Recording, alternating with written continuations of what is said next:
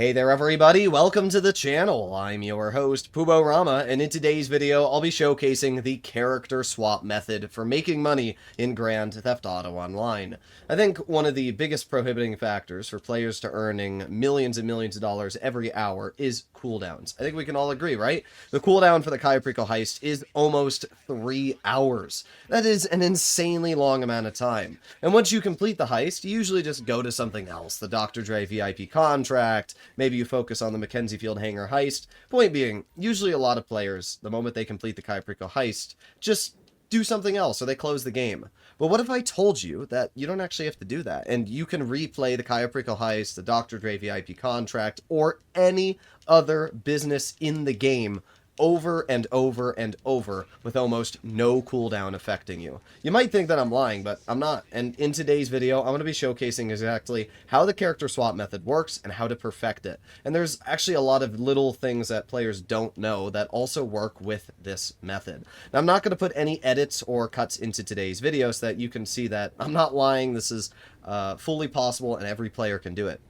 And the best part about this method is that Rockstar allows you to take advantage of it. There's a lot of glitches which people showcase, like the Cayo Perico replay glitch, which work, but Rockstar doesn't allow you to do it. And I have actually seen cases of players being banned participating in glitches, especially the Cayo Perico replay glitch or the Bogdan replay glitch. So because of that, what I'm going to be showcasing today is 100% safe. You don't need to worry about being banned, and there's no actual repercussions. I'm pretty sure Rockstar wants you to be able to take advantage of this, because a super easy fix would make it so that you can't share money across your characters. But, as you can see, we are making our way through Cayo Perico. Also, this is the first time in a very long time I have gotten a Storm Cayo Perico. How many times have you guys gotten the Stormy approach? It's very rare that I actually get it. It's cool. I do like this approach, and it kind of makes it a lot more fun to do it with all the waves and everything. So, let's jump down here. Let's put on our rebreather. Rebreathers are still bugging out. I really don't know how Rockstar managed to screw up their rebreathers.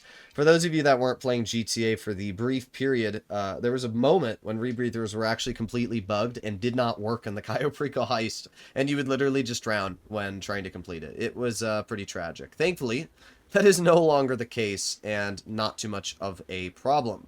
Now, I'm also going to be showcasing how to complete the Cayo Perico heist finale really fast, because I know there's a lot of people that still don't know the optimal route to completing it. So the first thing I always do is make my way to the airstrip, grab the primary targets as you saw. Then I take the Longfin over to the Great, and you know, this is all pretty normal stuff. I think most players are already here. Also, if you don't have the drainage tunnel entrance, all you have to do is, when you're doing the gather intel mission, you just have to take a photo of the area right here. You just have to take a photo of this area on a boat.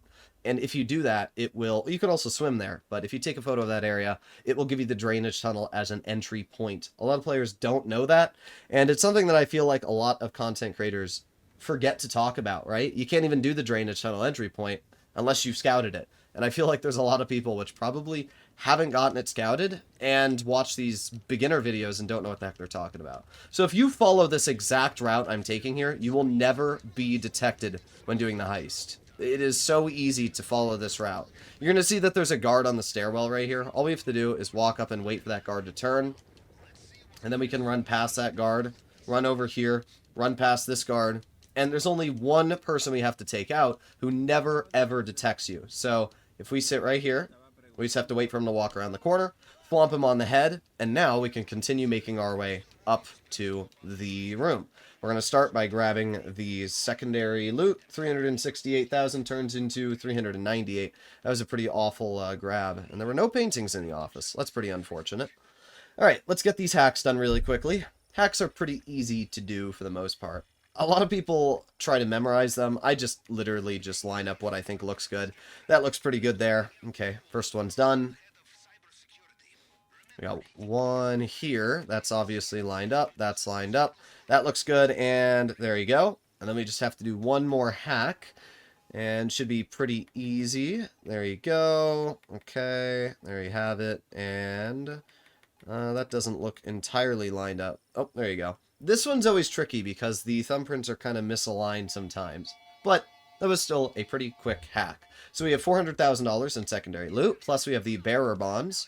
which isn't my favorite. Bearer bonds can be quick, but it also can take a little bit longer to do it.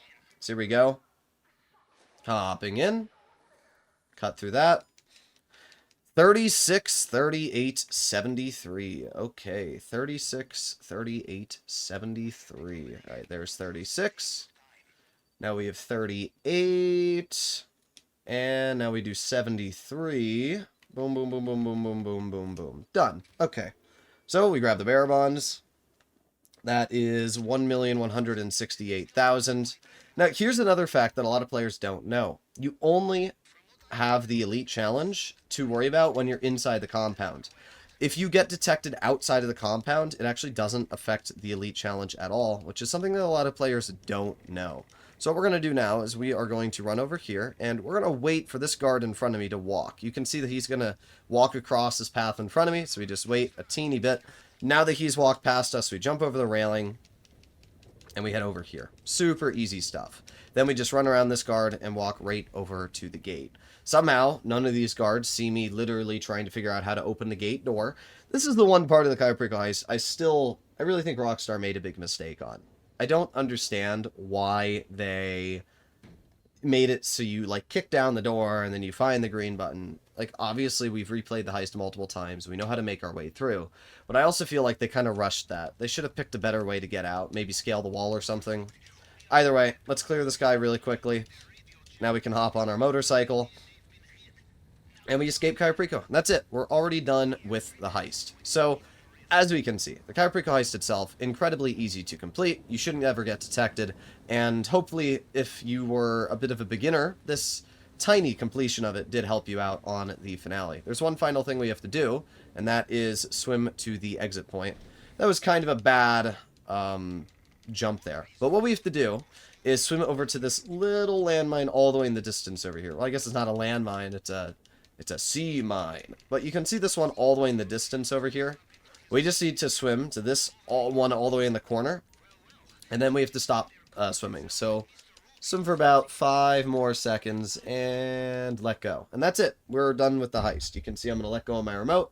And the game's going to cut to black in like 3 seconds. So when it does that, we have completed our first playthrough. And then I'm going to be able to showcase exactly how this method works and how you can literally replay the heist instantly. Now, obviously, you'll have to do the setups. You can't just, start the heist without doing the setups. We'll skip that cutscene there. Now, we should have made a pretty good amount of money here. And it only took me about 40 minutes to do everything. So our potential tank, 4.6 million. But we took 1,028,000 plus the elite challenge. So 1,078,000. That's pretty sweet. Only took me 9 minutes and 32 seconds. 0 hacks failed. Do you guys actually struggle with the hacks? Is there anybody in chat that struggles with those hacks? I feel like because you have 5 minutes to do them, it would be pretty hard to mess them up. But there you go.